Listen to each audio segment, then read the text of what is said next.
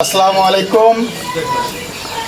আজকের আবাম ফাউন্ডেশন বাংলাদেশের সহযোগিতায় গাইবান্ধা জেলার সাগাটা উপজেলার বাজিতনগর গ্রামের সান্ত্বনা বেগমকে আমরা একটি ঘর উপহার দিতে পেরেছি। আমাদের আপন নাম্বার 16। আমরা ধন্যবাদ জানাই আবাম ফাউন্ডেশন বাংলাদেশের সম্মানিত সভাপতি মানবিক বন্ধু জনাব শামসুল আলম খান মুরাদ ভাই এবং সেক্রেটারি রাশিদুল্লাহ ভাই এবং কেন্দ্রীয় অর্থ সম্পাদক আকন্দ হাসান মাহমুদ ভাইকে, যাদের অক্লান্ত পরিশ্রমে এবং সহযোগিতার মাধ্যমে আজকে আমরা গাইবান্ধা জেলার সাগাটা উপজেলার বাজিতনগর গ্রামের একটা অসহায় পরিবারকে ঘর উপহার দিতে পেরেছি। আমরা দোয়া রাখবো আল্লাহ এনাদের কাজকে কবুল করুক এবং আরও বেশি বেশি মানবিক কাজ করার তৌফিক দান করুক। এলাকাবাসীর পক্ষ থেকে অসংখ্য ধন্যবাদ এবং অসহায় পরিবার পক্ষ থেকে অসংখ্য ধন্যবাদ। আল্লাহ ওনাদের হায়াতের তৈয়বা দান করুক এবং বেশি বেশি মানবিক কাজ করার তৌফিক দান করুক। আল্লাহ আমিন।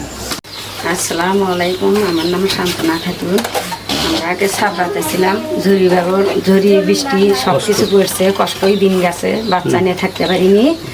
এখন যাই হোক, সংস্থার থেকে একটা ঘর করে এসে সেই ঘরেতে আমরা বাচ্চা কাচ্চা নিয়ে থাকা মেলা যাই হোক করেছি। যারা এই ঘরটা করেছে তাদের নিয়ে সবাই ধন্যবাদ পারিনি।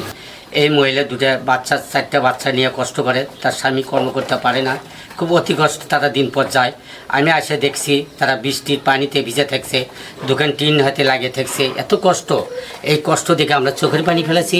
এলাকার লোক সবাই করছে যে না, তাকে ঘরটা করে দিছে এই ফাউন্ডেশন থেকে, তাকে আমরা ধন্যবাদ জানাই। খুব কষ্ট হয়েছিল, পানি পড়ছে, পানি খেয়েছি। এখন ঘর দিয়ে কি সমস্যা আছে না? আল্লাহ নাই।